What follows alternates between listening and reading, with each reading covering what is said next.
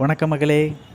இப்போ நம்ம புறாக்கு கோல்டு எப்படி கண்டுபிடிக்கிறது, அதுக்கான மெடிசன் என்னென்னு தான் பார்க்க போகிறோம். நம்ம சப்ஸ்கிரைபர் ஒருத்தங்க கேட்டிருந்தாங்க, நம்ம கோல்டுன்னு சொன்னோன்னா அதை எப்படி பார்க்கணுன்னு கேட்டிருந்தாங்க. ஸோ அதான் இந்த வீடியோ. ஸோ புறா வாயை எப்படி ஓப்பன் பண்ணி வச்சிங்கன்னா அது கிருட்டுன்னு ஒரு சவுண்டு கேட்கும். கோல்டில் இருக்கையில் நமக்கு எப்படி இருக்குது அதே மாதிரி சவுண்டு கேட்கும். கர் அப்படின்னு சொல்லி ஒரு மாதிரி கேட்கும். அந்த இது வெளியே இருக்கனால கரெக்டாக கேட்கல. நெக்ஸ்ட் கிளிப்பில் உங்களுக்கு கரெக்டாக கேட்கும். இதில் கேட்குதா? நீ வீட்டுக்குள்ளே வச்சோன்னு எடுத்துருப்போம். அதில் கேட்குதா பாருங்கள். இந்த மாதிரி தான் கேட்கும். அப்படி ஒரு வேளை கேட்கலன்னா ஹெட்செட் போட்டு கேட்டு பாருங்கள். அந்த மாதிரி கேட்டுச்சுன்னா கோல்டு இருக்குன்னு அர்த்தம். இது முத்திருச்சுன்னா வாயை பொழக்கும். அதுக்கு இதான் மாத்திரை அமாக்ஸ்லின் வாங்கணும்.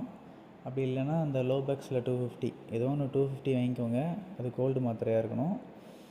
அதை கேப்சூல்ஸாக தான் இருக்கும். அந்த மருந்தை தண்ணியில் போட்டு இப்படி சிரஞ்சிலையோ இல்லாட்டி பில்லர்லேயோ எடுத்து புறாவுக்கு நைட்டு கொடுத்துருங்க. ஒரு 3 நாள் கொடுத்தா புறா ஓகே ஆயிரும். அப்படி இல்லை நாட்டு மருந்து தான் நான் கொடுக்க போகிறேன் அப்படின்னு நினச்சிங்கன்னா அதுக்கு இஞ்சி அப்படி இல்லைன்னா சுக்கு நைட்டு நம்ம ஒரு பட்டாணி சைஸில் எடுத்து 3 பட்டாணி சைஸ் கொடுக்கணும். இஞ்சாக இருந்தாலும் சரி சுக்காக இருந்தாலும் சரி.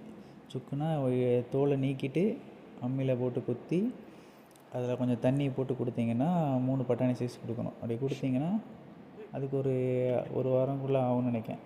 நாட்டு மருந்து லைட்டாக இருக்கும், ஆனால் கேட்கும். இது 3 நாளில் ரெடி ஆயிரும். தேங்க்யூ.